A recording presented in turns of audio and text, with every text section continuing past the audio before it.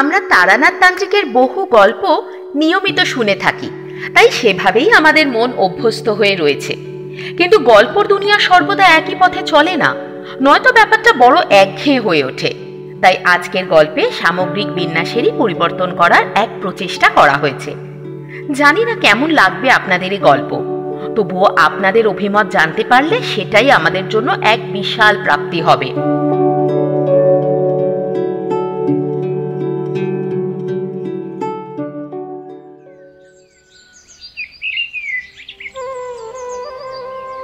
তারানাথের বাড়িতে আজ আসবার কথা ছিল না আমাদের। গত পরশু যখন এসেছিলাম তখন তারানাথ আমাদের সঙ্গে রীতিমতো দুর্ব্যবহার করেছিলেন। ঘরের ভিতরে একটা কাঁচের ফুলদানিতে কিছু সূর্যমুখী ফুল রেখেছিলেন, সেগুলো শুকিয়ে এসেছিল। তাই কিশোরী সেসব নিয়ে তারানাথকে না বলেই বাইরে ফেলে আসার তোড়জোড় করছিল। তিনি সেটা দেখতে পান এবং রীতিমতো বকা দিয়ে ওঠেন। সে বকা শোনার জন্য হোক কিংবা মুহূর্তের অসাবধানতা, কিশোরীর হাত ফসকে সে ফুলদানি হাত থেকে পড়ে গিয়ে চূর্ণ বিচূর্ণ হয়ে যায় এবং সমস্ত কাজ সারা ঘরে ছড়িয়ে পড়ে। সেদিন তারানাথ ভীষণ বিরক্ত হয়েছিলেন। আমাদের গল্প বলেননি, আমরাও আর বিরক্ত না করেই সেদিন চলে এসেছিলাম। কিন্তু আজ ভোর রাতের দিকে স্বপ্নে দেখলাম যে তারানাথ তার সেই চির পুরাতন লাল আলখাল্লা পরে আমার দিকে তাকিয়ে হেসে চলেছেন। যত বয়স বাড়ছে মানুষটা ক্রমশ এমন হয়ে চলেছেন। কে জানে অবচেতন নাকি কোনো রকম জাদু ওনার। বেশ বিরক্ত লাগছিল, কিন্তু বেলা 8টায় দেখি কিশোরী এসে হাজির।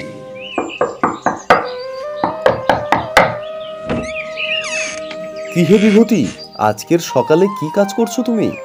জানো, আজ ঠাকুর মশাইয়ের স্বপ্ন দেখলাম। কোনো কথা নেই বা কিছু, শুধু দেখলাম মুখের দিকে তাকিয়ে হেসে চলেছেন। কি আশ্চর্য! এই এক স্বপ্ন যে আমিও দেখলাম। এ নিশ্চয় তার কিছু একটা জাদুই হবে। দুজনে একই সময়ে একই রকম স্বপ্ন দেখলাম। এ কেমন ব্যাপার হচ্ছে? এবার একটা হেস্তনেস্ত করা দরকার লোকটার সঙ্গে। এ কিন্তু মহা দুষ্টু, নিশ্চয় কিছু একটা করেছেন উনি। এরপর আর কি, দুজন মিলে চলে আসলাম বেলা 9:30টার দিকে এখানে। হাতে করে জিলিপি নিয়ে এসেছিলাম। চারির হাতে দিতে সে হাসি মুখে ঘরের ভেতরে নিয়ে এলো আমাদের দুজনকে। এসে দেখি তারানাথ তার রোজকার সকালের নিয়ম মতো যোগে ব্যস্ত হয়ে রয়েছেন। শ্বাসের আদান প্রদান এবং আরও বেশ কিছু উপায়ে তিনি নিজের শরীরে যথেষ্ট যত্ন নিয়ে চলেছেন ব্যায়ামের মাধ্যমে। আমাদের দিকে তাকিয়ে যেভাবে তিনি হাসলেন তাতে বেশ রাগ হলো। এই লোক আমাদের জ্বালিয়ে মারছেন। যাই হোক, তবে নিঃস্বার্থ ভালোবাসেন, তাই বেশি কিছু বলতে মন চায় না। যা বলেন তাতেই বেশ এক রোমাঞ্চের দেখা মেলে, তাই এই লোকের সঙ্গ ছাড়াও যায় না। আজ কিন্তু বেশ রাগই হচ্ছিল। তার হাসি যেমন অবিকল স্বপ্নে দেখে এসেছি। রাগের কথা যদি তিনি বুঝতেন তবে কি আর এমন করতেন? মনে তো হয় না। তবে তিনি এমনই থাকুক, এটা কিন্তু আমরা দুজনেই চাই।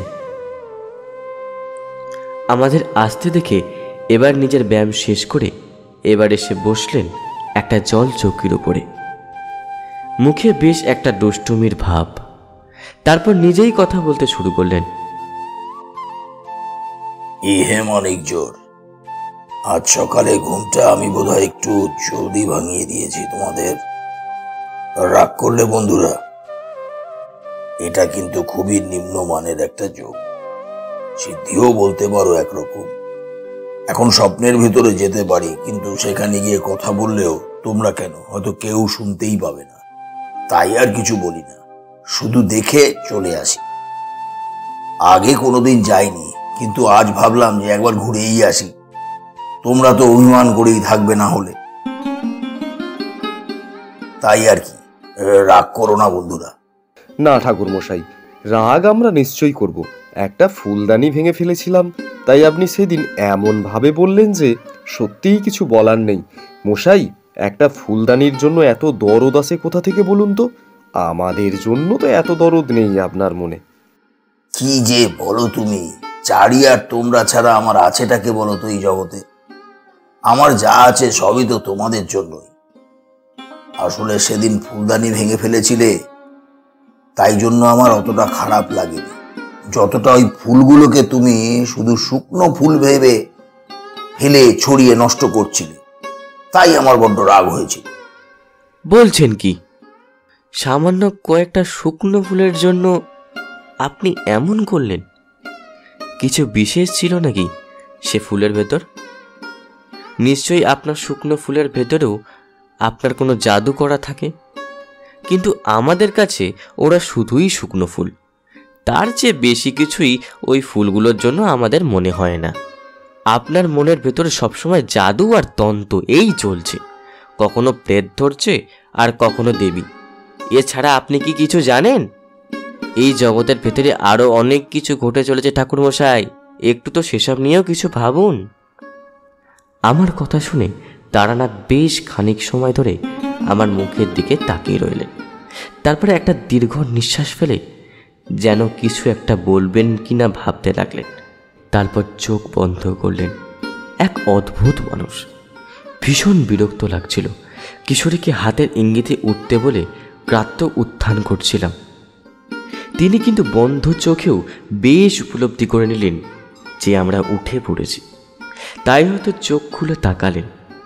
একটা আশ্চর্য সম্মোহীন দৃষ্টিতে তাকিয়ে রইলেন আমার দিকে। আমি যেভাবে দাঁড়িয়েছিলাম সেভাবেই দাঁড়িয়ে রইলাম। তিনি আমার দিকে আঙুল দিয়ে দেখিয়ে দিলেন মাটিতে রাখা আমার আসন। আর কিছু না বলে চুপচাপ বসে পড়লাম সেখানে। তিনি যেন এবার ঈষৎ বেশি খুশি হলেন আমার ওপরে। নিজে থেকেই এবার কথা বলতে শুরু করলেন। তোমরা যেটা শুকনো ফুল বলে মনে করেছিলে এবং করছো, আসলে সেগুলো ছিল পারিজাত। আমি কয়েকটি বিশেষভাবে লুকিয়ে নিয়ে এসেছিলাম স্বর্গের উদ্যান থেকে। ওদের চুরি করে আনা হয়েছিল বলেই অমন শুকিয়ে যাওয়া ফুলের মতো মনে হচ্ছিল, কিন্তু আসলে ওরা তো শুকিয়ে যায়নি। কুমারী কন্যা রজস্রাবে ওরা আবারও প্রস্ফুটিত হয়ে উঠতে পারত। তোমাদের এই কথা কিভাবে আমি বলতাম বলো? তাই আমি এমনটাই ভাব করেছিলাম যেন ফুলদানির জন্য আমার বিশেষ রাগ হয়েছে, কিন্তু না, সেটা আসল কথা ছিল না। তোমরা মানবে কিনা জানি না, তবে এই কথা পূর্ণ সত্য। আমি এক বর্ণ মিথ্যা বলছি না। আপনি কি বলছেন তা আপনি নিজে জানেন। এক অসম্ভবকে সম্ভব হয়েছে বলে আপনি মনে করেন। আরে আপনি যা বলছেন তা কখনো পারিজাত নয়, সেগুলি ছিল সূর্যমুখী। আর আমি 100 বার বলবো যে ওগুলো সূর্যমুখীই ছিল। কি বিভূতি, তুমি কি আমার কথাকে ভুল বলতে পারবে? না কিশোরী, তুমি যা বলছো তা একদমই ঠিক। ওগুলো সূর্যমুখীই ছিল। ঠাকুরমশাই, আপনি বেশ কিছু ভেলকি দেখিয়েছেন আমাদের আজ পর্যন্ত, আরও দেখাবেন সে আশাও রাখি। কিন্তু স্বর্গেও চলে গেছিলেন সে কথা মানতে বেশ আপত্তি করছি। এটা অসম্ভব। কোনো জীবিত লোকের পক্ষে স্বর্গে যাওয়া সম্ভব নয়। ভেবেছিলাম আমাদের কথা শুনে তারানাথ চুপ করে যাবেন আর নিজের মিথ্যা স্বীকার করে নেবেন, কিন্তু তারানাথের ভেতরে এমন কোনো কিছুই নজরে এলো না। সে হা হা করে ঘর কাঁপিয়ে হাসতে লাগলো। আমরা দুজনেই বেশ বোকার মতো ওনার দিকে চেয়ে রইলাম। এমন সময় চারি ঘরের ভেতরে প্রবেশ করে বাটিতে করে জিলিপি আর মুড়ি নামিয়ে রাখলো। দেখলাম তার জামার পেছনে সামান্য রক্তের দাগ লেগেছে। চারিমা যৌবনের দিকে যাত্রা করেছে এ কথা তো জানতাম, কিন্তু সে যে রজশালা এখন এটা এভাবে জানতে পারবো ভাবতে পারিনি। তারানাথের দিকে তাকিয়ে দেখলাম কোনো বিকারও নেই। নিজের আলখাল্লার পকেট থেকে বের করে আনলেন এক গোছা ফুল। এ যে সেই ফুলগুলো যা আমরা সূর্যমুখী বলে ভ্রম করছিলাম। তবে এই ফুলগুলো যে বাস্তবিকভাবেই সূর্যমুখী নয় সে কথা বেশ বুঝতে পারলাম। অবাক হয়ে দেখতে লাগলাম সেই ফুলগুলোর রূপ ও লাবণ্য। এমন ফুল এ জগতের হতে পারে না। এ জগতের এমন ফুল ফোটা যে অসম্ভব, তা যেন তারা নিজেরাই সাক্ষ্য দিয়ে যাচ্ছিল। তারানাথের মুখ একটা বেশ ব্যঙ্গাত্মক হাসিতে ভরে উঠেছে। তার ভাবখানা এমন যে, দেখো তোমরা কেমন দিলাম অবাক করে। আমাদের মুখ থেকে কথা সরছিল না, তাই নীরবতা ভেঙে প্রথম তারানাথকেই কথা বলতে হলো। তোমরা সময় ও মাত্রার কথা হয়তো শুনেছ অনেক জায়গায়, কিন্তু মাত্রা কটি তা কি জানো? শোনো, তোমাদের শুধু সঙ্গীত নিয়ে কিছু কথা বলি।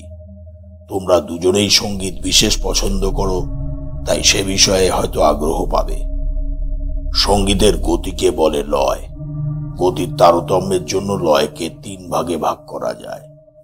1, ধীর গতির সঙ্গীতের জন্য বিলম্বিত লয়, দ্রুত গতির সঙ্গীতের জন্য দ্রুত লয় এবং মধ্যগতির সঙ্গীতের জন্য মধ্য লয়।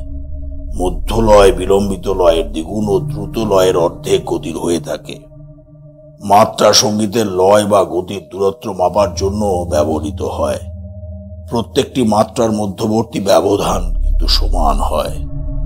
কয়েকটি ছন্দবদ্ধ মাত্রার সমষ্টি দিয়ে তৈরি হয় একটি তাল।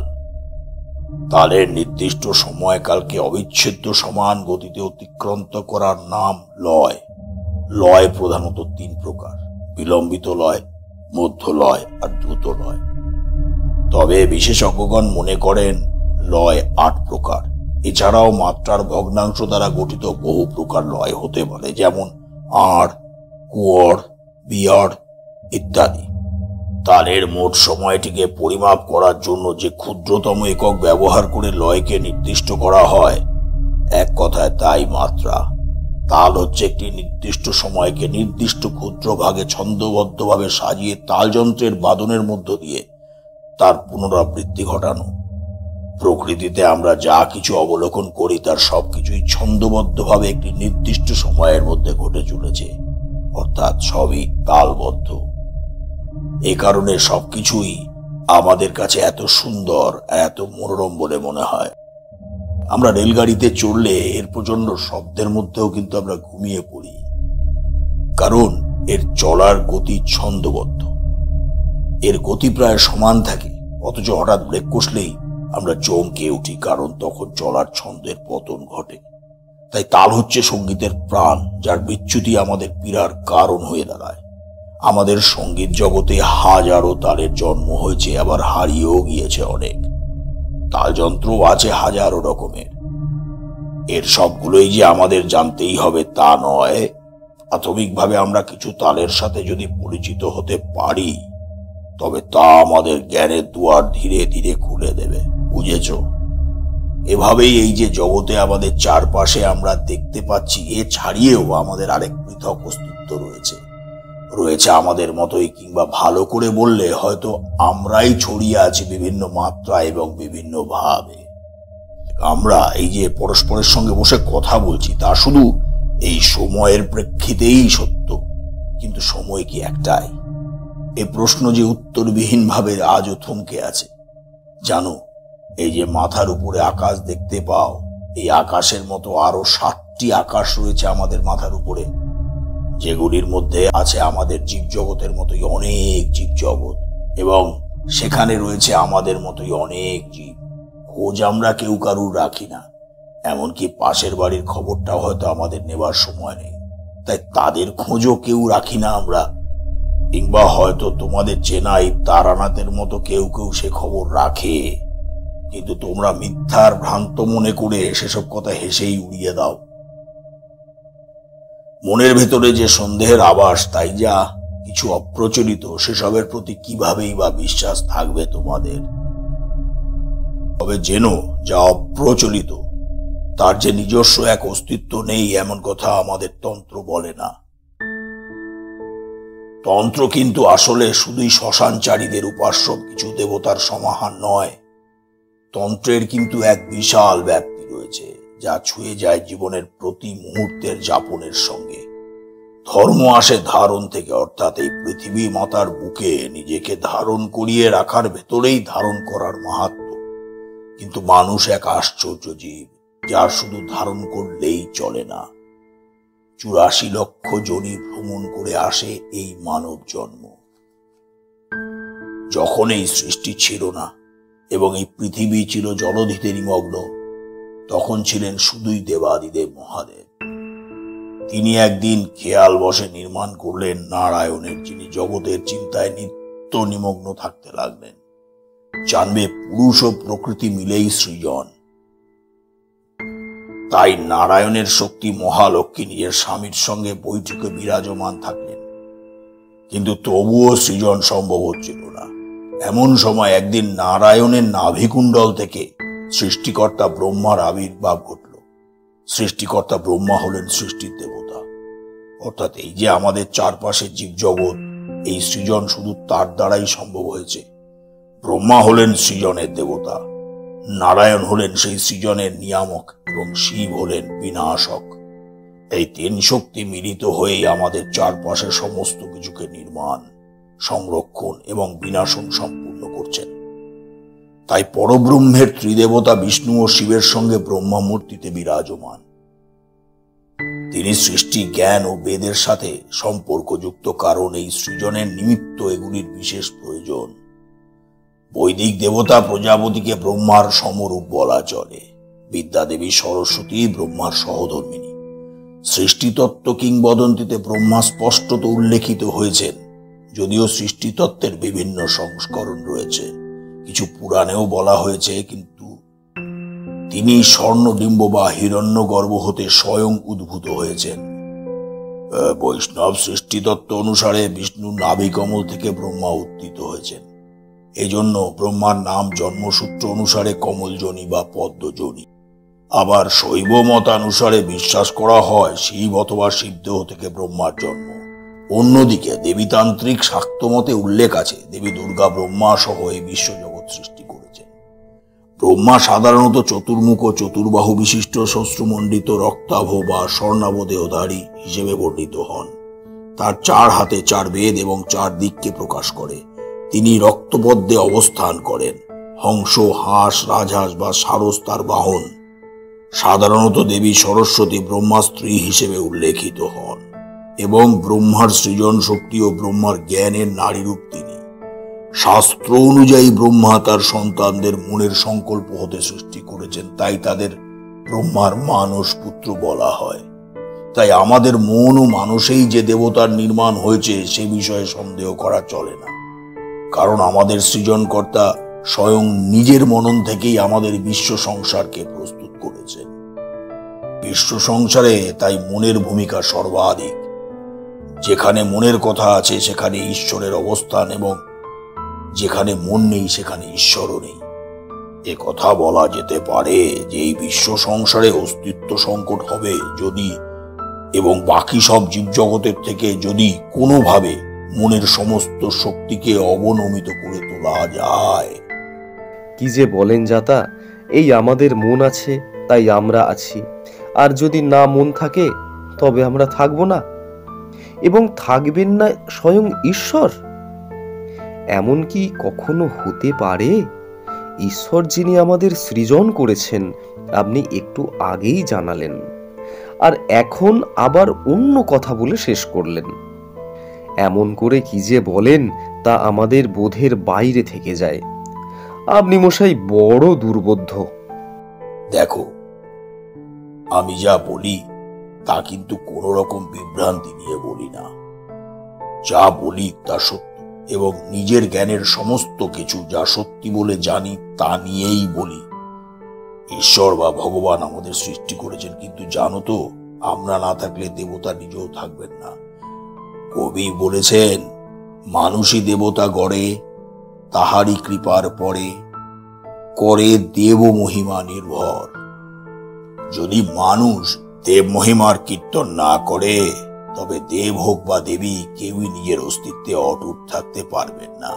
তাই মনসা মঙ্গল কাব্যে দেবী বিশ্বহরি চাঁদ সওদাগরের পূজা পাওয়ার জন্য এতটা লালায়িত হয়েছিলেন। অথবা তোমরা নিজেরাই ভেবে দেখো, এই যে পুরীর মন্দির, সেখানেই যদি জগন্নাথ, বলরাম আর সুভদ্রার কথা ভাবা না হতো, তবে কি এমন অর্ধসম্পন্ন দেবতার প্রতিরূপ কখনো ভাবা যায়? যায় না, তাই না? কিন্তু দেখো, জগন্নাথের মূর্তি না হলে দেবনারায়ণের কি কোনো রকম সমস্যা হবে? না, তাও কিন্তু হওয়ার নয়, কারণ সকলের উপরে যিনি এই জগতের নিয়ামক। তাই কথা বুঝে নিও যে আমরা আছি বলে তিনিও আছেন। তোমরা যদি ভাবনার আরো গভীরে যাও, তবে বুঝে দেখবে যে মানুষের জীবনে পাওয়া এই জগতের বুকে আমাদের জন্য সবচেয়ে বড় প্রাপ্তি। মানুষ জীবন যদি না পেতাম আমরা, তবে আমাদের সমস্ত রকম উপলব্ধির সাম্যক চেতনা কি কখনো গড়ে উঠতে পারত? যদি তা না পারি, তবে ভগবানের আদেশে আমাদের এই ব্রহ্মাণ্ডে কত ধরনের এবং প্রকৃতির জীব সৃষ্টি করলেন? কেনই বা এত জীবের সৃষ্টি করলেন তিনি? এই সমস্ত প্রশ্ন তোমাদের মনে নিশ্চয়ই উঠে আসবে, যে প্রশ্নের উত্তর তোমরা জানা চেনা এই জগতের অনেক বাইরে তোমাদের নিয়ে যাবে, যেখানে গেলে তোমরা হয়তো বিভ্রান্তি মুখর এই দুনিয়া বা বাধা কাটিয়ে উঠতে পারবে এবং তোমাদের মনে হবে যে আজকের এই বেঁচে থাকা তা শুধুই মিথ্যার পরিহাস। আর যখন সেই বোধ হবে তোমাদের মনে, তখন তোমরা আর কোন রকম বাধা নিষেধ না মেনে অথবা কোনো সীমারেখা তোমরা তখন ছুঁয়ে যাবে সেই শাশ্বত সত্য, যাকেই স্বর্গ বলা হয়। আবার ফিরে আসি সৃষ্টিকর্তা ব্রহ্মার কথায়। আমাদের এই ব্রহ্মাণ্ডে ভগবানের আদেশে দুই ধরনের জীব সৃষ্টি করলেন, কারণ এই জীবজগতের পক্ষে নিজেদের প্রতি বিশ্বাস বজায় রাখা সর্বদা ভীষণভাবে প্রয়োজনীয়, এবং তার সঙ্গেই জেনে রাখা দরকার যে সর্ব উচ্চ বিচার করার শক্তি স্বয়ং ঈশ্বর নিজের হাতে রেখেছেন। এই দুই ধরনের জীব, যাদের কথা বলা যায় স্থাবর, যারা চলাফেরা করতে পারে না, একই স্থানে থাকে; জঙ্গম, যারা স্থান থেকে স্থানান্তরে চলাফেরা করতে পারে। এবং এই স্থাবর ও অস্থাবর জীবের মধ্যে তিনি মোট 84 লক্ষ প্রজাতির জীব সৃষ্টি করলেন। এই প্রজাতিগুলির ভিতর সব থেকে শক্তিমান এবং প্রতিভাবান হলাম আমরা। এর কারণ কি, এ কথা নিশ্চয়ই তোমাদের ভাবনায় আসবে।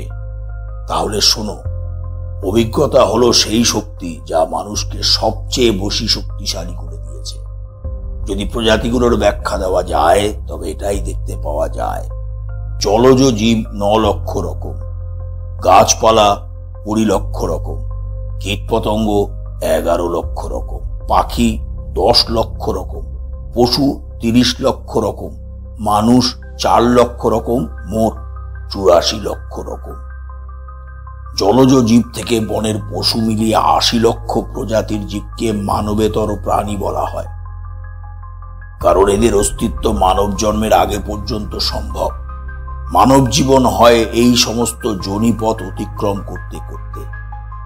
যদি এক যোনিতে এমন পাপের দ্বারা জীবন শক্তি নিষিক্ত হয়ে যায়, তার থেকে মুক্তি নেই, তবে মানব জন্ম পেতে আরো দেরি হতে থাকে। একবার জীবন লাভ হলে 84 লক্ষ বার জন্ম মৃত্যুর পরে এসে মানব কুলে জন্ম পাই আমরা। তাই এ জন্ম বড়ই পবিত্র। তাহলে আপনার কথা অনুসারে এর আগে আমি, আপনি বা কিশোরী 84 লক্ষ বার জন্ম নিয়েছি, বারবার ফিরে এসেছি এই দুনিয়াতে। তুমি আমায় হাসালে বিভূতি। আমার কথা অনুযায়ী আমি কে হে? বহু বহু পরমাণু সদৃশ্য মানুষের ভেতর আমি একজন। আমার কোনো মহত্ব বা এমন কিছু দৈবযোগ নেই যার দ্বারা আমি বাকি কারুর থেকে বিশাল কিছু ব্যতিক্রমী হয়ে উঠতে পারবো। তবে আমার তন্ত্র সাধনার জীবনে পড়াশোনা করে যা জেনেছি তাই শুধু বলতে পারি। এই পর্যন্ত বলে তারানাথ একটু থামলেন, যেন অনেক কথা বলার আছে তার। তবু সেসব কথা বলার আগে তিনি সামান্য বিশ্রাম নিতে চান। আমি বা কিশোরী এ সময় আর কথা বলছিলাম না। নিক, তারানাথ একটু বিশ্রাম নিয়ে নিক, তারপর না হয় বাকি কথা শোনা যাবে। মিনিট 5 কেটে গেল। এই সময় চারি এসে ঘরে প্রবেশ করল। আমাদের দুজনের পাশ থেকে গিয়ে বাবার পায়ের কাছে বসল। এই সময়ের ভেতরে স্নান হয়েছে তার, এবং ভেজা চুল পিঠের ওপর দিয়ে একটা সস্তার শাড়ির আলগোছে পরে এসেছে সে। তারানাথ যেন পিতার স্নেহে ভরপুর হয়ে নিজের কন্যার সেই রূপ অবলোকন করলেন। এরপর আবারও নিজের কথা শুরু করলেন। আয় মা, আজ তোর কাকাদের সঙ্গে তোকেও গল্প বলি। তোকে তো আগে 84 লক্ষ জনির কথা বলেছিলাম মা, তোর হয়তো সে কথা মনে আছে। এবার তবে শোন সেই 84 লক্ষ জনির কি মহিমা, কিংবা সেই জনির কি দরকার আমাদের জীবনে। 84 লক্ষ জনি ভ্রমণ সম্পর্কে পুরাণাদি শাস্ত্রে যা আছে তার বিবরণ দিতে গেলে বলা যায় যে 30 লক্ষ বার বৃক্ষ জনিতে জন্ম হয়। এটাতে সবচেয়ে বেশি কষ্ট হয়। রৌদ্রের তাপ লাগে, ঝড় বৃষ্টির ফলে ডালপালা ভাঙে, শীতকালে সব পাতা ঝরে যায়, কুঠার দিয়ে কাটা হয়, আরো আরো অনেক প্রকার কষ্ট পায়। তারপর জলচর রূপে জন্ম হয়। এই রূপে 9 লক্ষ বার জন্ম হয়। হাত নেই, পা নেই, দেহ আর মাথা, খায় পচা মাংস, আর যা পায় একজনের মাংস আরেকজন খেয়ে জীবন রক্ষা করে। তারপর কৃমিজনী 10 লক্ষ বার জন্মে, 1 লক্ষ বার পাখি রূপে। তাদের ঘর নেই, বাড়ি নেই, গাছে গাছে থাকে, জোক পোকা পচা গলা যা পায় তাই খায়। নিজে না খেয়ে সন্তানকে খাওয়ায়। যখন সন্তান উঠতে শেখে তখন সে আর ফিরেও তাকায় না। যদি বা কাক শকুন হয়ে জন্মায় তবে অনেকদিন বেঁচে থাকে। 20 লক্ষ বার পশুজনী, নানা পশু নানা কষ্ট পায়। কোনো পশু হিংস্র পশুর দ্বারা আক্রান্ত হয়, কেউ বা লোকালয়ে লুকিয়ে থাকে, কেউ একে অন্যকে মেরে খায়, কেউ বা ঘাস তৃণ খায়, হাল চাষে গাড়ি টানায়। যত রোগ শোক হয় দিন রাত মলমূত্রের সাথেই বাস করতে হয়। গোজনিতে জন্মলাভ পশুর মধ্যে শ্রেষ্ঠ। গরুর শেষ, তারপর আর পশু জন্ম নেই। তারপর মানব কুলেতে জন্ম 4 লক্ষ বার। বনের মানুষ, বনের মধ্যে তারা পশু সম খাবার খায়, তাদের আত্মপর জ্ঞান নেই। তারপর পাহাড়িয়া জাতির জন্ম হয়, নাগা, কুকি, সাঁওতালি। তারপর জন্ম হয় অধম কুলে, তারা দেবধর্ম মানে না, অপকর্ম করে, মদ্যপান করে। তারপর শূদ্রকুলে জন্ম, যা কর্ম করে তাই নিজেই ভোগ করে। কেউ অন্ধ, কেউ কানে শোনে না, ইত্যাদি হয়। কারো স্বভাব ভালো হয় কর্মগুণে, তারপর জন্মায় বৈশ্য জাতি কুলে, কর্ম অনুযায়ী ফল ভোগ করে। তারপর ক্ষত্রিয়, কর্মফলে ফল ভাগীদার হয়, অবশেষে ব্রাহ্মণ কুলে জন্মায়। এখানে আমাদের একাধিকবার জন্ম হয় না, উত্তম ব্রাহ্মণ জন্ম তার শ্রেষ্ঠ। ব্রহ্মজ্ঞান থাকলে তবেই না সে ব্রাহ্মণ। নিজের উদ্ধারে সে আত্মজ্ঞান লাভ করে। শুধু ব্রাহ্মণ কুলে জন্মালেই উদ্ধার হওয়া যায় না। যদি সে জ্ঞান লাভ করতে না পারে তবে পুনরায় সে 84 লক্ষ জনির পদে পদে ঘুরতে থাকে, বারবার ও জন্ম লাভের কষ্ট পায়। বাবা, আমরা কি সবাই তবে এমনভাবেই এই জীবনে এসে পড়েছি? আমরা কি এর আগেও মিলিত হয়েছিলাম একে অপরের সঙ্গে? হ্যাঁ মা, একদম তাই। আমরা সকলে কর্মফল দিয়ে একে অপরের সঙ্গে আবদ্ধ। আমরা হয়তো দেখা করেছিলাম একে অপরের সঙ্গে, কিংবা হয়তো দেখা করিনি। হয়তো এই যেমন আমরা পিতা আর কন্যার সম্পর্কে আছি, তখন হয়তো ছিলাম মাতা আর পুত্রের সম্পর্কে। এভাবেই সবকিছু হতে থাকে। আমরা বুঝতে পারি না অনেকেই, আর কেউ কেউ বুঝি বা কিছুটা বুঝি। আরো জানিস মা, এর বাইরেও আরো কিছু কথা আছে যা তোর জানা দরকার এই বয়সেই। আমরা বলি 8 কুঠুরি আর 9 দরজা, কিন্তু এ কথার অর্থ কি জানিস মা? চারি মাথা নাড়িয়ে জানালো যে সে এই বিষয়ে কিছু জানে না। আমি বা কিশোরীও এ কথার মাহাত্ম্য তেমন করে জানতাম না, তাই তার কাছে আবার জিজ্ঞাসা রাখলাম। তিনি বেশ প্রশস্তি অনুভব করলেন আমাদের জানার ইচ্ছা দেখে। ভালো লাগলো যে তোমাদের মধ্যে এখনো জানার ইচ্ছেটা জেগে রয়েছে। জানার ইচ্ছে যে জীবনে ফুরিয়ে যায়, সেই জীবনের নতুন করে পাওয়ার আর কিচ্ছু থাকে না। এই জানার ইচ্ছা তোমাদের নিশ্চয়ই অনেক কিছু তোমাদের সামনে উন্মোচন করবে। আমাদের সামনে আসবে অনেক সত্য, সেসব সত্যকে জানার জন্য মনকে প্রস্তুত করে রাখতে হবে। মন প্রস্তুত হলে স্বর্গের পথ প্রশস্ত হয়। ঈশ্বর নিজেই তোমাদের সামনে পথ উন্মুক্ত করে দেবেন। 8 কুঠুরি 9 দরজার বিষয়ে যদি একটু খুলে বলেন তবে বেশ সমৃদ্ধ হতে পারি ঠাকুরমশাই। এই বিষয়টা নিয়ে আমার অনেক দিন ধরেই জানবার খুবই ইচ্ছা।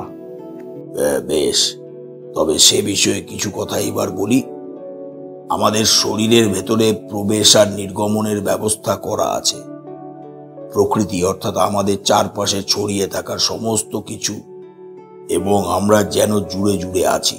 এই যোগ আছে বলেই না প্রকৃতি নিজের ভেতর আমাদের জায়গা করে দিয়েছেন, নইলে আমাদের মতো খামখেয়ালি মানুষদের জন্য কি আর সে নিজেকে বিস্তার করত? আমরা যা করে চলেছি তাতে প্রকৃতি মায়ের বুকের অনেক রক্তক্ষরণ হতেও চলেছে, বুঝলে? সেই রক্তের স্বাদ যদি পাও তবে তোমাদের ভেতর থেকে সব সুখ মুছে যাবে। তোমরা নিজেদের কাজের ওপর নিজেরাই ক্রুদ্ধ হবে, বুঝবে? প্রকৃতি মা কত দিয়েছেন, অথচ আমাদের আশ মেটেনি।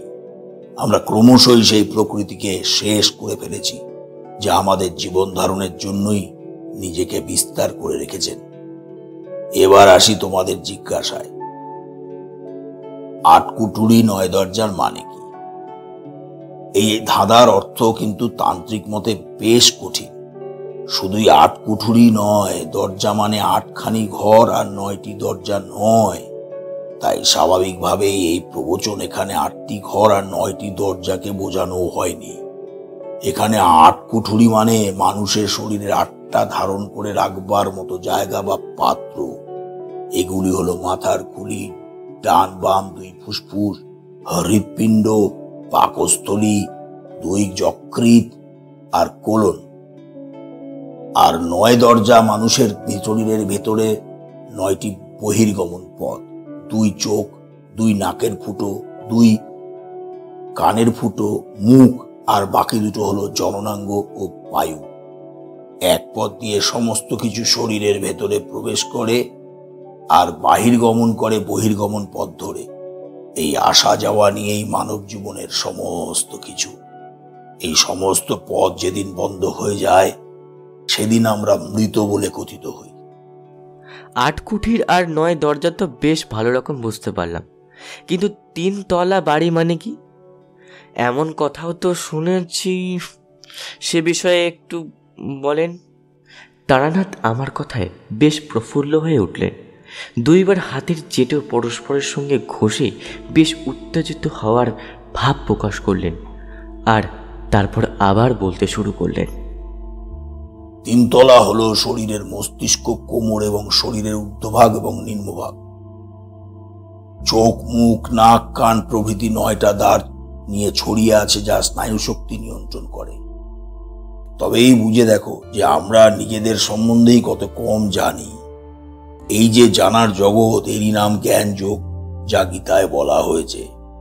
তবে তোমাদের এত কথা ভাবার দরকার নেই, শুধু মুক্তির খোঁজ করো। এই মানব জীবনের পর আর যেন কোনো জনিতে ফিরে আসতে না হয়, তাই মুক্তির দরকার। মুক্তির পথ কিন্তু বড় সুগম নয়, তবে তোমরা চাইলে মুক্তি অর্জন করতে পারবে, এ আমার স্থির বিশ্বাস। পুরুষার্থের পথে ধর্ম, অর্থ, কাম ও মোক্ষ, এই 4 মিলেই এক অবস্থান সূচনা করে। পুণ্যময় জীবনে আর্থিক তথা আত্মিক সঙ্গতি লাভে আনন্দ যাপন করে তারপর জীবন শেষ করে আমরা প্রকৃতিতে মিলিয়ে যাই। এইভাবেই আমাদের জীবনে মোক্ষ লাভ ঘটে, এবং মোক্ষ লাভ হলে এই জগতে আর ফিরে আসার প্রয়োজন থাকে না। বাবা, তুমি যেমন তান্ত্রিক, তেমন নিশ্চয় আরো অনেক তান্ত্রিক আছেন। এই জীবনের পথে চলতে চলতে তোমার নিশ্চয় তান্ত্রিক হয়ে ওঠা। বাবা, তুমি আমায় বলবে যে তন্ত্র বলতে ঠিক কি বোঝায়? মেয়েরা কি তান্ত্রিক হতে পারে? তন্ত্র সম্বন্ধে তোকে তো জানতেই হবে মা। তন্ত্র এক বিশেষ শাস্ত্র। তন্ত্র এক শাস্ত্র বিশেষ। তন্ত্র শব্দের অনেক অর্থের মধ্যে একটি হলো ত্রাণ বা মুক্তি। যে শাস্ত্রানুযায়ী সাধন করলে জীবের মোক্ষ বা মুক্তি লাভ হয়, সাধারণভাবেই তাকেই বলা হয় তন্ত্র। তত্ত্ব ও মন্ত্রের সমন্বয় হচ্ছে তন্ত্র। এর সাধনার দ্বারা জীব উন্নততর স্তরে পৌঁছতে পারে বলে তান্ত্রিকদের বিশ্বাস। তন্ত্র শ্রৌত জ্ঞানভিত্তিক বলে একে পঞ্চম বেদ নামেও অভিহিত করা হয়। তন্ত্রের উদ্ভব সম্পর্কে বলা হয়েছে যে কলিযুগে বেদ মন্ত্রের কার্যকারিতা হ্রাস পেলে জীবের মোক্ষ লাভের উপায় হিসেবে তন্ত্রের উদ্ভব ঘটবে। প্রকৃত ঘটনা হয়তো এই যে সময়ের পরিবর্তনের সঙ্গে সঙ্গে মানুষের প্রয়োজন ও রুচির যেমন পরিবর্তন ঘটে, তেমনি অন্যান্য বিষয়ে মানুষের শাস্ত্রাদিরও পরিবর্তন ঘটেছে। তাছাড়া শাস্ত্র মতে কলিযুগের আয়ুষ্কাল কমে যাওয়ার বিশাল বৈদিক শাস্ত্র অনুযায়ী সাধনা করা তার পক্ষে অসম্ভব হয়ে পড়ে। তাই বিকল্প হিসেবে তন্ত্রশাস্ত্রের উদ্ভব ঘটে। কলিযুগে তন্ত্রোক্ত মন্ত্র আশু ফলপ্রদ। জপ, তপ, যজ্ঞ প্রভৃতি সব কর্মেই তা প্রশস্ত। তাই বঙ্গের বিখ্যাত স্মৃতিশাস্ত্রকার রঘুনন্দন ভট্টাচার্য তন্ত্রশাস্ত্রকে প্রমাণিত বলে গ্রহণ করেছেন। বিষয়গত দিক থেকে তন্ত্রশাস্ত্র প্রধানত 3 শ্রেণীতে বিভক্ত: আগম, যামল ও তন্ত্র। সৃষ্টি, প্রলয়, দেব পূজা ইত্যাদি সপ্তলক্ষণযুক্ত রচনাকে বলা হয় আগম। সৃষ্টিতত্ত্ব, জ্যোতিষ, বর্ণভেদ, নিত্যকর্ম, যুগধর্ম ইত্যাদি 8টি লক্ষণযুক্ত রচনা যামল এবং সৃষ্টি, লয়, দেবতাদের কাহিনী, তীর্থবর্ণন, আশ্রম ধর্ম, পুরাণাখ্যান, নারী পুরুষের লক্ষণ, রাজধর্ম, যুগধর্ম ইত্যাদি লক্ষণযুক্ত রচনাকে বলে তন্ত্র। তবে এই পার্থক্য সর্বৈব রক্ষিত হয়নি।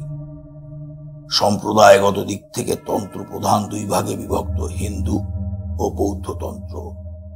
ঐতিহ্যগতভাবে হিন্দু তন্ত্রকে বলা হয় শিবোক্ত শাস্ত্র। এর প্রাচীনতম উল্লেখ পাওয়া যায় অর্থবেদীয় নৃসিংহ তাপনীয় উপনিষদে। শঙ্করাচার্য এর ভাষ্য রচনা করেছেন বলে অনুমান করা হয়। 7ম শতকের পূর্বেই হিন্দু তন্ত্র রচিত হয়েছে এবং তার অনুকরণে রচিত হয়েছে বৌদ্ধ তন্ত্র। খ্রিস্টীয় 9ম থেকে 1100 শতকের মধ্যে বহু সংখ্যক বৌদ্ধ তন্ত্র তিব্বতীয় ভাষায় অনুদিত হয়। সুতরাং মূল তন্ত্রসমূহ ন্যূনপক্ষে এর 150 বছর আগে রচিত হয়েছে সন্দেহ নেই। মধ্যযুগ হচ্ছে তন্ত্র সাহিত্যের গৌরবময় যুগ। আধুনিক যুগে তন্ত্রশাস্ত্রের সর্বাপেক্ষা বড় পণ্ডিত ছিলেন ভাস্কর রায়, সেই 1800 শতকে। তার রচিত বামকেশ্বর তন্ত্রের অনেক টিকা রচিত হয়েছে। ভারতবর্ষে ব্রিটিশ রাজত্ব কায়েম হওয়ার পরেও অনেক তন্ত্র রচিত হয়েছে। এর প্রমাণ কোনো কোনো শাস্ত্রে লন্ড্রোজ, ইংরেজ ইত্যাদি শব্দের ব্যবহার। এই হলো মা তন্ত্রের কথা। তন্ত্র যে কবে শুরু হয়েছিল সে কথা জানি না, তবে এখনো যে তন্ত্রের প্রবাহ বয়ে চলেছে। এই তন্ত্রের প্রবাহে আমরা যারা ভেসে চলেছি, আমাদের জাতপাত বিচার নেই, বিচার নেই শ্মশান বা ঘরের ভাগ। সবকিছুই মিলিয়ে গেছে আমাদের চলনশীলতায়। তাই মা, আমাদের ভেতর নারী বা পুরুষের ভেদাভেদ নেই। স্বয়ং দেবী কামাখ্যা নিজেই যে নারী মা, তাই নারী যে তান্ত্রিক হতে পারবেন না এমন কোনো বিধান কিন্তু নেই মা। তুই কিন্তু তান্ত্রিক হোস না। তুই তান্ত্রিক হয়ে গেলে আমি কি নিয়ে থাকবো মা? তবে আমাদের পরিবার তান্ত্রিক পরিবার, তাই এই পরিবারের জন্মে তোর মন চাইবে তন্ত্রের পথ ধরতে, কিন্তু সেটাকে সাড়া দিস না মা। তুই সংসারী হোস মা। চারি কোনো কথা না বলে বাবার দিক থেকে চোখ নামিয়ে মাথা মাটির দিকে করে নিল। হয়তো তার নিজেরও তান্ত্রিক হওয়ার ইচ্ছে যথেষ্ট, কিন্তু বাবার ইচ্ছের বিরুদ্ধে গিয়ে কিছু করবে এমন মেয়ে সে নয়। তাই সে নিজের ইচ্ছের উপর আড়াল করতেই চাইল বাবার কথা শুনে। আমি প্রসঙ্গ অন্যদিকে নেওয়ার জন্য এবার তারানাথের কাছে অন্য প্রসঙ্গ উত্থাপন করলাম, কারণ আজকের কথার প্রথম থেকেই আমার সেই বিষয়ে আগ্রহ মনের ভেতরে জন্ম নিয়েছিল। সব কথাই তো আপনার বুঝলাম, কিন্তু একটা কথা এখনো বিশ্বাস হচ্ছে না। আপনি বলেছিলেন যে আপনি স্বর্গে গেছিলেন, সেও কি সম্ভব কখনো? স্বর্গ মানে তো আমাদের অনেক উপরে থাকা কিছু, সেখানে কিভাবে কেউ পৌঁছাতে পারে? স্বর্গ কেন শুধু, যদি যথাযথ সাধনা করা যায় তবে যে কোনো জায়গায় পৌঁছানো সম্ভব। নিজের মনের উপর থাকতে হবে পূর্ণ বিশ্বাস, এবং সেই বিশ্বাসের পূর্ণ উপস্থাপন করতে হবে কাজের ভেতরে। যদি এমন পারেন তবে অনেক কিছুই সম্ভব হয়ে উঠতে পারে। প্রকৃতে ক্রিয়ামানানি গুণাই কর্মাণি সর্বস্ব অহংকার বিমূঢ়াত্মা কর্তাহমিতি মন্যতে। প্রকৃতিতে সবকিছুই সম্পাদিত হয় গুণ এবং কর্ম অনুসারে, কিন্তু অহংকারের দ্বারা বিমোহিত হয়ে জীব নিজেকে কর্তা বলে অভিমান করে। মূর্খ মানুষ মনে করে যে সে কোনো আইনের অধীনে নয়। সে মনে করে ভগবান বা কোনো নিয়ন্তা নেই এবং সে তার খেয়াল খুশি মতো যা ইচ্ছা তাই করতে পারে।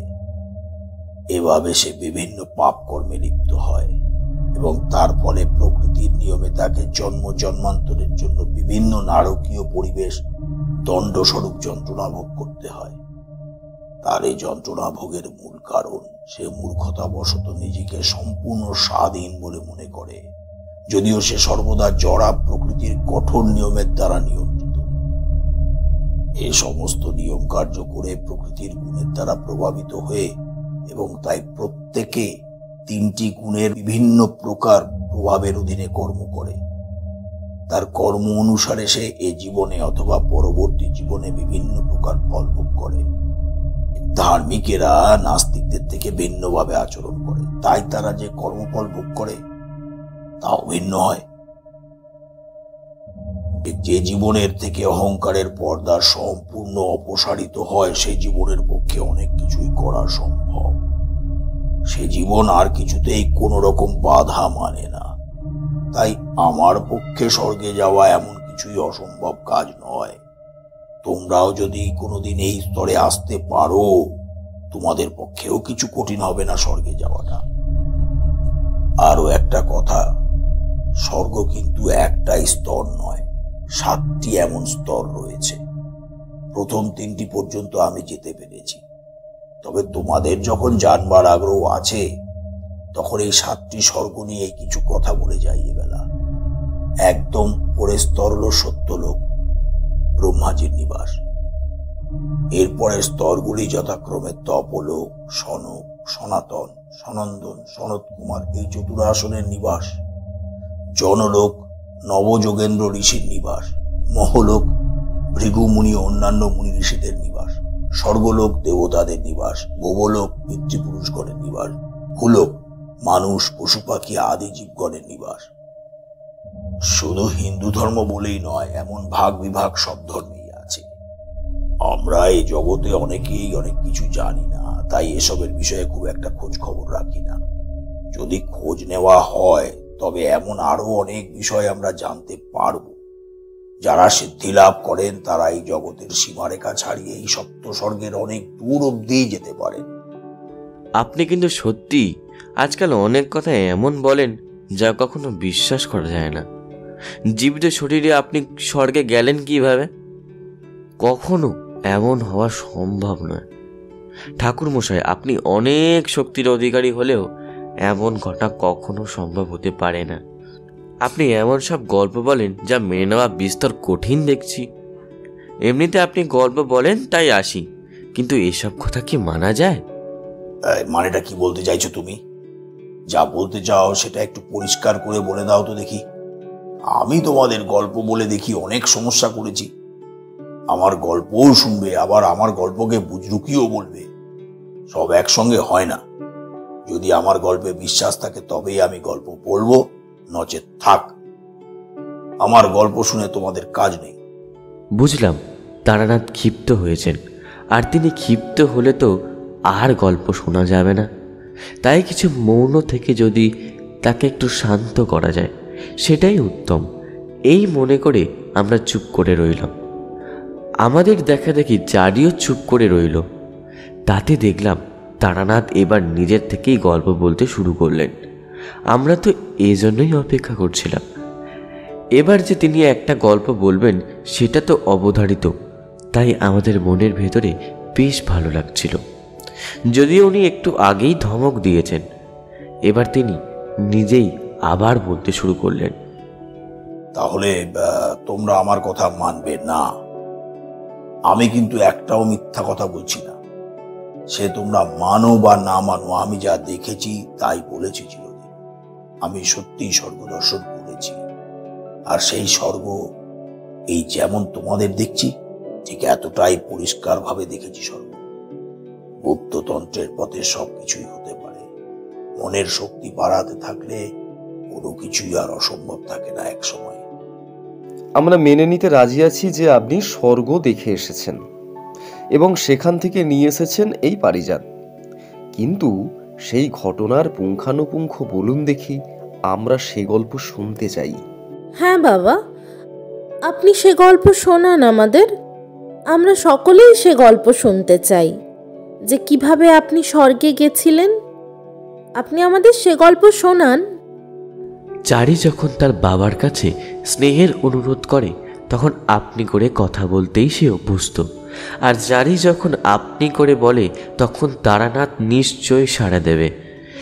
বুঝলাম এবার একটা দারুণ গল্প আমাদের সামনে উপস্থাপিত হতে চলেছে। আমার ভাবনাকে ভ্রান্ত না হতে দিয়েই তারানাথ নিজের গল্প শুরু করলেন। বেশ, তবে তোমাদের কাছে সে গল্প আজ বলে নি।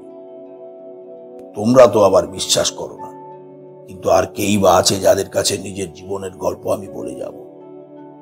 আমি তোমাদেরকেই বলে যাই। আমি কিভাবে যে তেমন এক অভিজ্ঞতা করেছিলাম সে কথা প্রথম থেকেই বলি। মধুসুন্দরী দেবীকে আমি প্রেমিকা রূপে চেয়েছিলাম। আমি মা, বোন অথবা কন্যা রূপে তাকে ভাবতে পারিনি। আজ তো আর সেভাবে ভাবার প্রশ্নই নেই। তিনিও হয়তো আমাকে প্রেমিক রূপেই চেয়েছিলেন। আমরা প্রেম করেছি। হ্যাঁ, প্রেম আমাদের ভেতরেই যথেষ্টই ছিল। দুজনেই দুজনকে চূড়ান্ত ভোগ করেছিলাম। রাতের পর রাত, দিনের পর দিন দুজনে দুজনের সঙ্গে সময় কাটিয়ে ক্লান্তি আসতো না, কখনো ক্লান্তি আসতো না। খুব আদর দিয়ে রাখতেন মধুসূদন। এভাবেই থাকতাম, যা আমার কন্যার সামনে বলতে আমার রীতিমতো লজ্জা করছে। কিন্তু যৌবন যখন মানুষের শরীরে আসে তখন আর কোনো কিছুই খেয়াল থাকে না। সে সময়টা শুধুই ভোগ করার ইচ্ছা মনের ভেতর যেন একটা গুবুরে পোকার মতো কুড়ে কুড়ে খেতে থাকে। আমার নিজেরও তেমনই দশা হয়েছিল। যৌবনের নেশায় কত কিছুই না করতাম, যেন ভুলেই যেতাম যে তিনি একজন দেবী এবং আমি একজন সামান্য মানুষ। এমন ব্যভিচারে লিপ্ত হয়ে ধীরে ধীরে নিজের জীবনের আয়ু খুইয়ে ফেলেছিলাম। মধুসুন্দরী দেবী নিজেও শুরুতে এই বিষয়টা খেয়াল করেননি। আমি যে শুধুই একজন সামান্য সাধক ছিলাম এই বোধ প্রেম আমাদের মনে আসতে দেয়নি। কিন্তু দুজনেই যখন বুঝলাম তখন অনেক দেরি হয়ে গেছে। এক দুপুরে আমি মধুসুন্দরী দেবীর অতীব সুন্দর স্তনের উপরে মাথা রেখে শুয়েছিলাম, আর তিনি আমার মাথায় বিলি কেটে দিচ্ছিলেন। হঠাৎ করেই যেন তার বুকের ভেতর আমি অসংখ্য মানুষের আর্তনাদ শুনতে পেলাম। তিনি একটা ধাক্কা মেরে আমাকে নিজের শরীর থেকে সরিয়ে দিলেন। আমি বুঝতে পারিনি যে তখন কি হলো ব্যাপারটা। তার কাছে জানতে চাইলে তিনি বললেন যে আমার জীবনের যে উদ্দেশ্য, অর্থাৎ পরের হিত করা, সে কাজ থেকে আমি বিচ্যুত হয়েছি। শুধু ইন্দ্রিয় সুখে আমি ব্যস্ত থেকে জীবনের পথে যা যা করতে পারতাম সেসব করতে পারছি না। ফলে অনেক মানুষের জীবনের যা শুভ হওয়ার ছিল আমার দ্বারা, তা আমি করছি না। ফলে আমি মহাপাতক হয়ে পড়েছি। আমি তার কথায় যেন চোখে অন্ধকার দেখলাম। মধুসুন্দরী দেবীর সঙ্গেই জীবন কাটিয়ে দেবে এমন ভাবনাই তো ছিল আমার মনের ভেতরে। তন্ত্রের চর্চা করে আমি ইন্দ্রিয় সুখে বিভোর হয়ে পড়েছিলাম। তাই এর বাইরেও যে জীবনের আরো কোনো উদ্দেশ্য থাকতে পারে এমন কথা এর আগে আমি ভাবিনি। তাই এভাবে আমাকে ওনার থেকে দূর করে দেওয়ায় মনের ভেতর আমার বড় আঘাত করেছিল। আর জানো তো, যা পাওয়া আমাদের অধিকার বলে ভাবতে থাকি তার থেকে বিচ্যুত হলে মনের আগুল খুলে যায়। সেদিন এমনই হয়েছিল আমার সঙ্গে। আমি মধুসুন্দরী দেবীকে বলেছিলাম, মাগি, যতক্ষণ আমার শরীর ভালো লাগছিল ততক্ষণ তো বেশ চুপ ছিলি, আর এখন যেই খিদে মিটতেছে আমায় এভাবে বলছিস তুই? আমি তোকে যেতে দেব না। এভাবেই দুজনে মিলে থাকবো। আমি যে তখন কি বলছি কি করছি খেয়াল আমার ছিল না। এক পুরুষের অভিমানী মন এক নারীকে ছাড়তে পারছে না, এইটুকু শুধু মনে হচ্ছিল। ভোগের জন্য এমন অবস্থায় চলে গিয়েছিলাম যে দেবীকে এভাবে সম্বোধন করার মতো পাপ করে ফেলেছিলাম। তবে তিনি ক্রুদ্ধা হলেও আমার উপর এতটুকু রাগ দেখাননি, বরং এক করুণার হাসিতে নিজেকে ভরিয়ে তুলে পোশাক আবৃতা হয়ে ওঠেন। তারপর চলে যাবেন যখন, সে সময় আমার হুঁশ হলো যে আমি কি করছি। আমার জন্য যে নরক যন্ত্রণা থাকবে এরপর থেকে। আমি তার পায়ে পড়ে গেলাম, আমার মতো মহাপাতকের প্রতি দয়া ভিক্ষা করতে লাগলাম। তিনি একটুও বিচলিত হলেন না, আমাকে আশীর্বাদ করলেন বরং। তারপর জানালেন যে দেবীকে আমি অপশব্দ বলেছি, তাই তিনি আমার সঙ্গে রমণ করতে পারবেন না। তবে আমি যদি নিজের কুণ্ডলিনী জাগিয়ে তুলতে পারি তবে আমার পক্ষে অনেক জায়গাতেই যাওয়া সম্ভব হবে। এরপর তাকে আর দেখতে পেলাম না। আমি এবার পথে বেরিয়ে এলাম। যেটুকু শক্তি আমি অর্জন করেছিলাম তা দিয়ে দিনের সেবা করতে লাগলাম। অনেককে অনেক সেবার উপকার করলাম, কিন্তু আমার মন পড়ে থাকতো একটাই কথা, যে আমার কুণ্ডলিনী শক্তির জাগরণ করতেই হবে। কুণ্ডলিনী না জাগাতে পারলে যেন আমি তৃপ্ত হতে পারছিলাম না কিছুতেই। কিন্তু কুণ্ডলিনী জাগরণ এক কঠিন প্রক্রিয়া, যেখানে এতটাই শক্তির তারতম্য ঘটে যা বিনাশক হয়ে উঠতে পারে একসময়, এক লহমায়।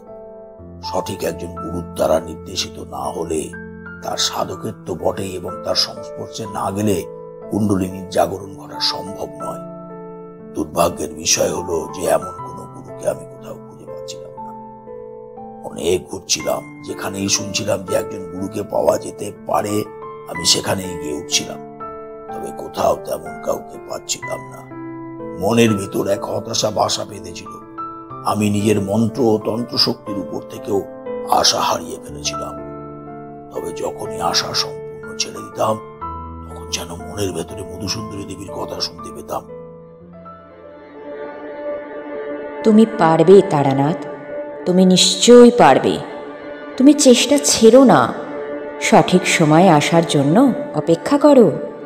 সেই সময় আসবে, তুমি শুধু অপেক্ষা করো, আর সামান্য অপেক্ষা করো। কিছু শুভ ঘটবেই, কেউ একজন আসবেই তোমায় তোমার পথ দেখাতে। শুধু অপেক্ষা করতে থাকো। এইভাবেই দিন কেটে যাচ্ছিল। পথে পথে ঘুরতে ঘুরতে আমি গিয়ে পড়েছিলাম ইছামতি নদীর তীরে। এক শিব মন্দিরের সামনে আমি আশ্রয় নিয়েছিলাম। সেদিন ছিল শিবরাত্রি। অনেক মহিলা এবং পুরুষ এসেছিলেন সেই মন্দিরে গিয়ে শিবের মাথায় জল ঢালতে, কিন্তু আমার এত অভিমান হচ্ছিল যে আমি আর যাইনি। সন্ধ্যা কাটলো, রাত হলো এবং রাত বাড়তে থাকলো। মন্দিরে পূজা চলেছে। আমার আর ভালো লাগলো না। সেখান থেকে উঠে পড়লাম। কিছুটা এগিয়ে গেলাম সেই জায়গা ছেড়ে। একটা জায়গায় গিয়ে দেখলাম একটা কুঁড়ে ঘর। একজন বৃদ্ধ মানুষ সেই কুটিরের সামনে একটা চৌকির উপরে শুয়ে আছেন। বিশাল দেহ, গৌরবর্ণ। আমাকে দেখে তিনি ডাকলেন। সাধুর সাক্ষাৎ পেয়ে সেই উত্থাঙ্গনাবৃত মানুষ হয়তো আমায় ডাকলেন এ কথা মনে করেই সেদিকে এগিয়ে গেলাম। তখন ঘরের ভিতর থেকে এক অপূর্ব সুন্দরী রমণী বেরিয়ে এলেন। বেশ অবাক হলাম, এমন এক বৃদ্ধের ঘরের ভেতরে এমন সুন্দরী এক রমণীকে দেখে। বৃদ্ধ আমায় তাঁর পাশে বসতে বললেন। আমি বসলে পরে তিনি সেই যুবতী নারীর মাধ্যমে আমার জন্য কিছু মধু নিয়ে এলেন। একটা ছোট পাথর বাটিতে করে সেই নারী মধু এনে দিলেন আমায়। আমি সেই মধু পান করলাম।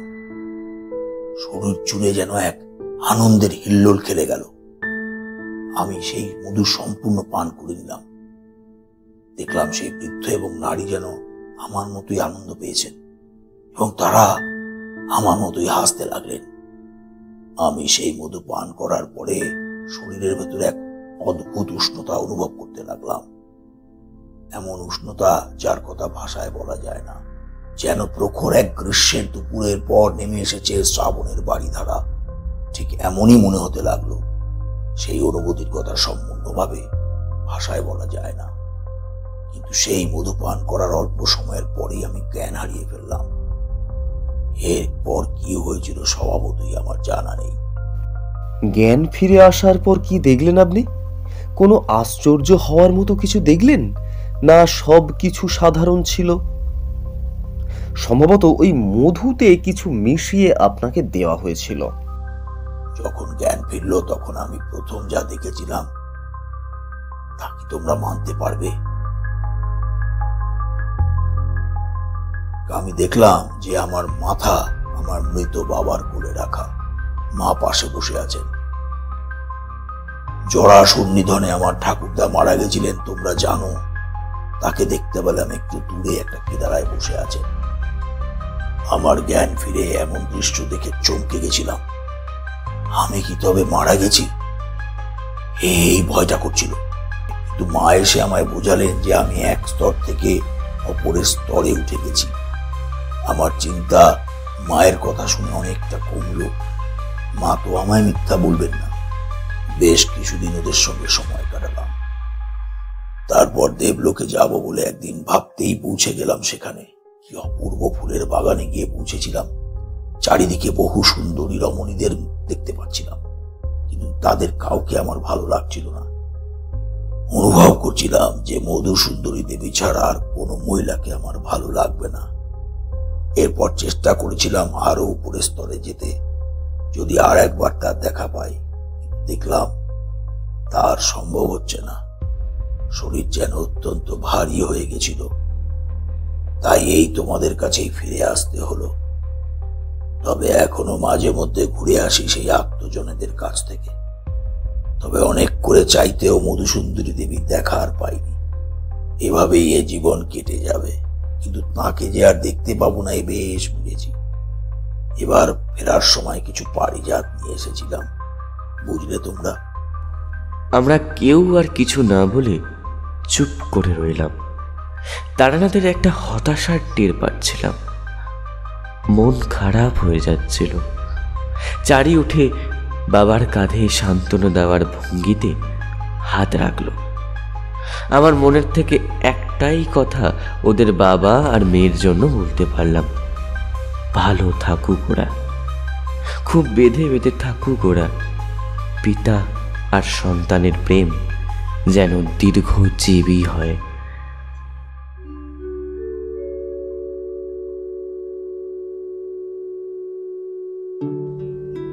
হয়তো এই গল্প আপনাদের একদম ভালো লাগেনি, অথবা একটু ভালো লেগেছে। তবুও যে আপনারা শেষ অবধি এই গল্প শুনলেন তা সত্যিই এক উপলব্ধি। পরবর্তী তারানাথ তান্ত্রিকের গল্প আবারও নিশ্চয়ই প্রচলিত ধারাতেই আমরা শুনব, কিন্তু ততক্ষণ যদি লাইক কমেন্ট করে একটু উৎসাহ প্রদান করেন তবে খুবই ভালো লাগবে। ধন্যবাদ।